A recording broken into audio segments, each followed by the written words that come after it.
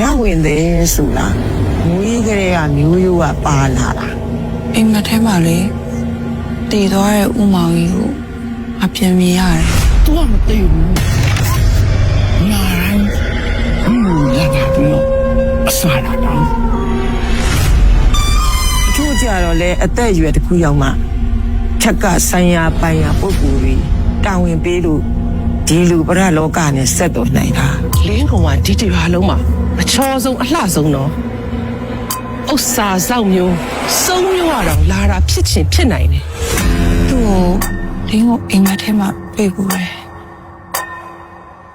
ဒင်းကောင်ကဝိညာဉ်နဲ့တဲတွေမွေးပြီးတော့ခိုင်းစားနေရတယ်နော် 你老车咋讲呢？你说背篓的，背哪里？ကောင်ဆုံးမအဲ့ကောင်မှမရှိရင်ခေါင်းရွှာထားပါလေအေးရွှေဦးကလေးကရိုးရိုးထားတာမဟုတ်ဘူးအပမီနေတာတယောက်ယောက်ကပညာနဲ့ကိုလှုပ်ထားတာ 你哪里？你有蛋糕的，你有麻烦。လင်းတော့နင်းကိုကြောက်လို့ဆိုပြီးတော့တရားလုံးကဘူးမှပေါင်းတယ်မလို့ဘူးငါနဲ့ကြီးကြနေရှိဟာ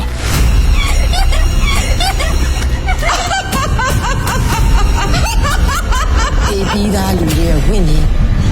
နာနာဘာဝလောကကိုမြင်နေဆိုတာအဲ့ဒါ